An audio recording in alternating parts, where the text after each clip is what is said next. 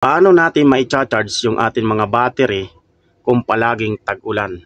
So paano natin ma-charge kung wala pa tayong nabiling solar panel?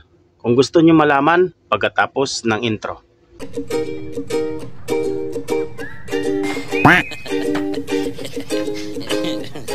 So welcome back mga master. Bago ang lahat, shoutout po muna tayo sa ating mga bagong mga followers at viewers. So shoutout po kay Mario Kapala, and shoutout kay Tagalog Mark Anthony, watching from Samal, Davao del Norte, and shoutout kay Christopher Cantero, watching from Manila. Ayan. So patuloy po tayo sa ating video mga ka-DIY.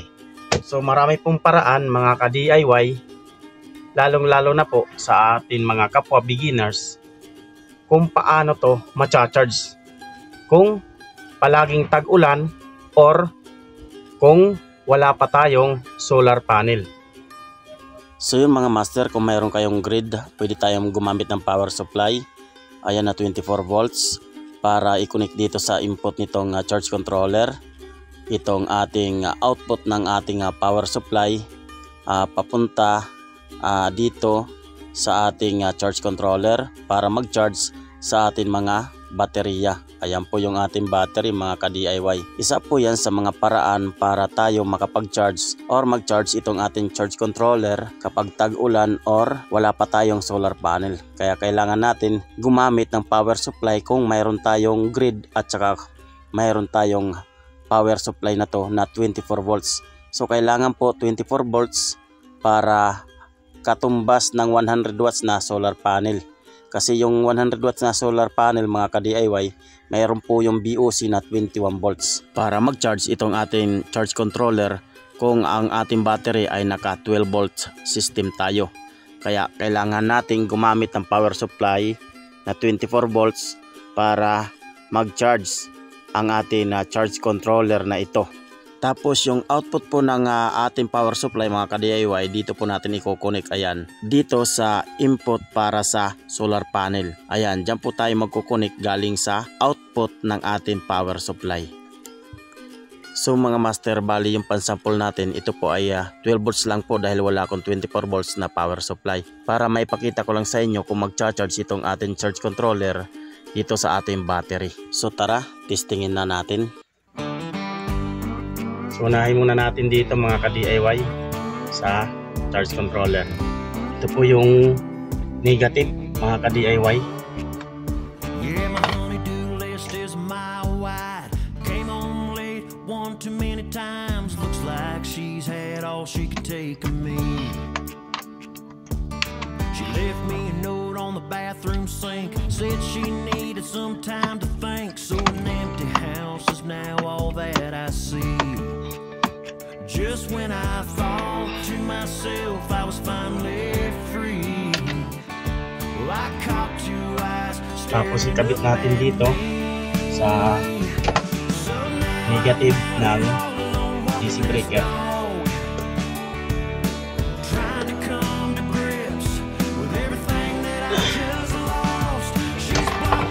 Tapos ito po yung ating positive wire.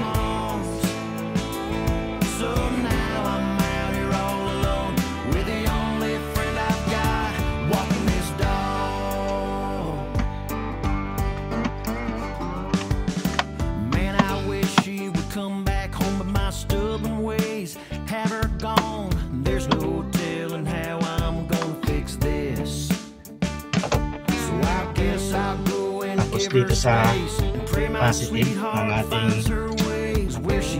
DC breaker.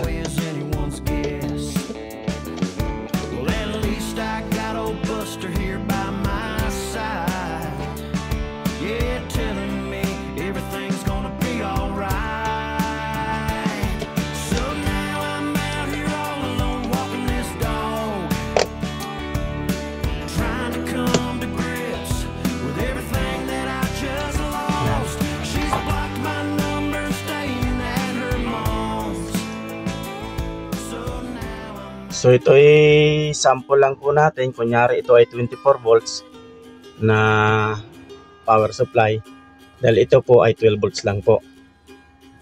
Kaya po hindi ko po inilalagay dito sa, hindi ko ikinukunik dito sa input ng solar panel dito sa charge controller na to.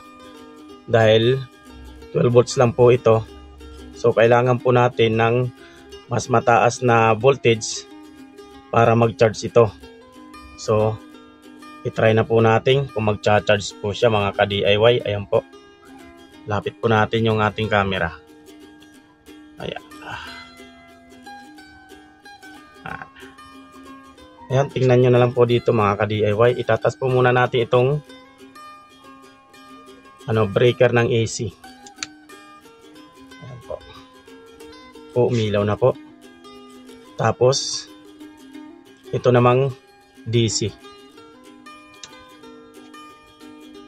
Ayun. Kita nyo mga ka-DIY, nag-blink na. So ibig sabihin nagcha-charge na. Ayan po. Ayan. Okay. Pataas na po yung ating voltmeter dahil nagcha-charge na po dun. Ayan. Okay, ayan. Gamit ang power supply na yan. So yan po ay 12 volts pa lang po. Kaya hindi po yan magi-stable yung kanyang charge. Dahil yan po ay 12 volts lang po. So kailangan po natin ng 24 volts na ganito. Ayan. Para po mag-stable ang pag-charge nito. Yung kanyang power na pumapasok sa ating battery. Yan po yung paraan kung wala tayong solar panel pa na nabili para ma-charge po yung ating mga battery. At paraan din kung laging tag-ulan. Pwede po yan ang pang-charge natin kung mayroon po kayong Dio galing sa Meralco. Ayan po yung ating paraan para makapag-charge tayo sa ating mga baterya. So ganun lang po kasimple mga ka-DIY. So sa MPPT, pwede rin po yun. Lalong-lalo na po sa MPPT, charge controller ay pwedeng-pwede. Kahit anong charge controller ay pwede po. So ayan, kailangan lang po natin gumamit ng mas mataas na voltage. At halimbawa 24 volts para po mag-charge itong ating charge controller para mapuno niya yung ating battery. So mas mainam na 24 volts na power supply ang ating gamitin para stable yung kanyang power papuntang battery. So tandaan mga ka-DIY, ito po yung ating output. Ayan. Pumasok po sa sa input ng solar panel dito sa charge controller. Yan po. Tapos lumabas dito sa naka-indicate na battery. Ayan, papunta dito sa ating battery bank. So paano mga master, sana mayroon kayong natutunan sa video ito at mayroon kayong nakuhang konting idea. Paki-like and share po ng ating video at syempre papalo po kung napadaan ka lang sa channel na to. Maraming salamat sa inyong solid na pagsuporta dyan mga ka-DIY. Shoutout po sa inyong lahat. So paano mga master, hanggang sa muli mga ka-DIY.